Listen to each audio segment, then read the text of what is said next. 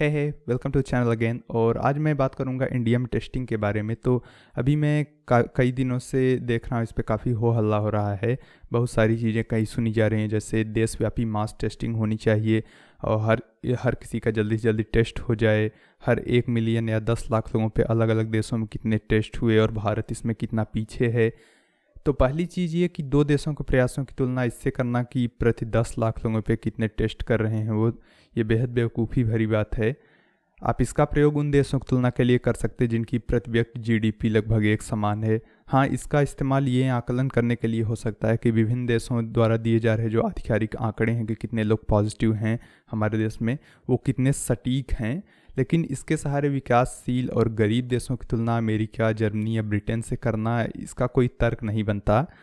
और जहाँ तक भारत के नंबर्स की बात है, मेरे ख्याल से असल में इन्फेक्टेड लोगों की संख्या आधिकारिक संख्या से काफ़ी ज़्यादा है, क्योंकि हम लोगों ने अभी तक मुश्किल से 3 लाख भी टेस्ट मुश्किल से किए हैं, 4 लाख शायद। और हमारी आबादी 1 अरब 30 करोड़ है। तो 1 अरब 30 करोड़ में 4 लाख टेस्ट बहुत कम है। लेकिन लगता है हमारे यहाँ अभी यह वायरस इतना ज़्यादा फैला भी नहीं है, क्योंकि अभी कुछ दिनों पहले मैं इंडिया टुडे का एक आर्टिकल पढ़ रहा था जिसमें ICMR द्वारा दिए गए कुछ आंकड़े छपे थे।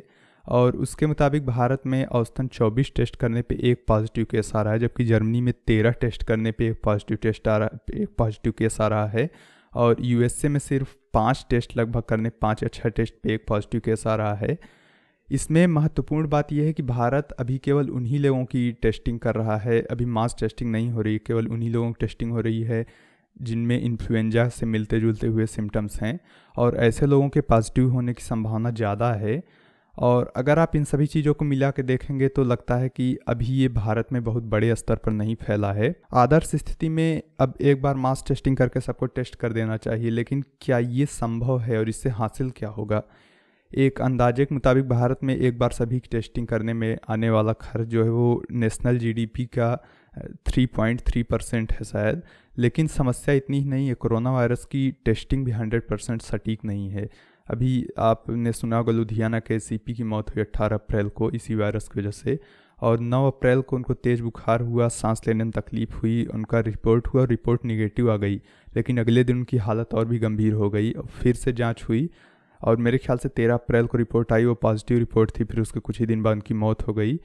तो इस केस में पहली टेस्टिंग समय ही लक्षण काफ़ी गंभीर थे, यानी कि वायरस लोड काफ़ी ज़्यादा था, इसके बावजूद टेस्ट निगेटिव आया।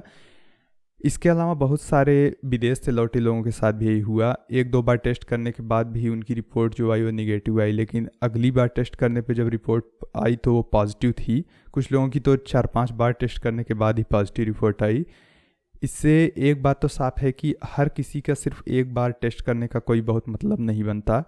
और अगर आप तस्वीर को साफ करने के लिए प्रति व्यक्ति 3 या 4 टेस्ट करते हैं तो समस्या और भी उलझ जाती है। पहली बात तो ये है कि क्या हमारे पास इतने संसाधन हैं, सिर्फ वित्तीय रूप से ही नहीं, मैन पावर और टेक्नोलॉजी के हिसाब से भी। और इससे भी महत्वपूर्ण यह है कि जब करोड़ों लोगों के टेस्ट मान लीजिए पॉजिटिव आ गए, उसके बाद क्या होगा? तो इतने लोगों को एक साथ भर्ती करने के लिए हमारे पास न तो इतने अस्पताल हैं, न ही इतने लोगों को एक साथ क्वारंटाइन करने का कोई तरीका है। और इतना ही नहीं, इसके बाद भी बहुत ऐसे और लोग होंगे जिनकी रिपोर्ट गलत आई है, जिनकी निगेटिव आई लेकिन असल में पॉजिटिव है, जैसा कि हो रहा है बार बार। और उनमें कोई लक्षण भी शायद नहीं न दिख रहे हों, क्योंकि वायरस लोड कम है या कुछ लोग इम्यून हैं, उनमें ये लक्षण इसके दिखाई नहीं दे रहे हैं बहुत ज़्यादा, और वो बाकी लोगों को संक्रमित अभी भी कर रहे होंगे। तो आखिर इतनी बड़ी कीमत चुकाने के बाद मिला क्या? देखा जाए तो कुछ भी नहीं, अगर हम फिर से किस्मत के भरोसे ही रह जाएंगे। अब एक और रास्ता यह है कि अगर हम किसी तरह इतनी बड़ी राशि खर्च करने में सक्षम हैं भी, अगर किसी तरह से हम खर्च कर सकते हैं इतनी बड़ी धनराशि, तो क्यों ना उस सारी धनराशि को कोविड-19 के वैक्सीन या किसी उपाय को विकसित करने के लिए जो अनुसंधान चल रहे हैं उनमें खर्च किया जाए।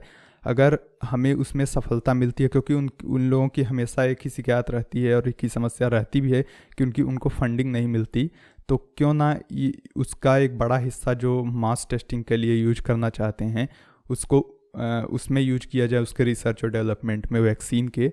तो अगर हमें उसमें सफलता मिलती है, न सिर्फ हमारे पास वायरस रोकने की वैक्सीन होगी बल्कि उसे एक्सपोर्ट भी हम कर सकते हैं, तो जो पैसा लगा वो वापस उसमें काफ़ी आ सकता है।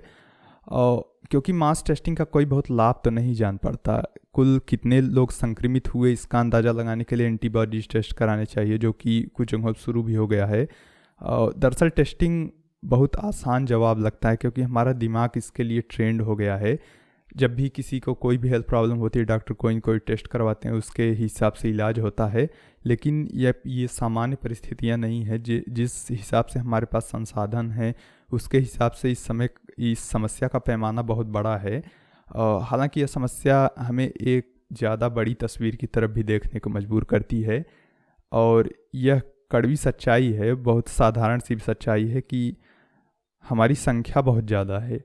हमारी जनसंख्या ज़रूरत से बहुत ज़्यादा है, केवल राष्ट्रीय स्तर पर ही नहीं, वैश्विक स्तर पे भी है। तो इस टॉपिक का बाकी पार्ट आप अगले वीडियो में देखें, क्योंकि ये बहुत बड़ा हो रहा था वीडियो, तो इसलिए मैं ये टॉपिक अगले वीडियो में जारी रखूँगा। और उसके लिए आप चैनल को सब्सक्राइब कर लीजिएगा, ताकि वो वीडियो आपको मिल जाए। और अगर आपको ये वीडियो पसंद आया तो लाइक ज़रूर कीजिएगा, अगर पसंद आया आपको तो शेयर भी कीजिएगा इस वीडियो को। और I guess thanks for watching.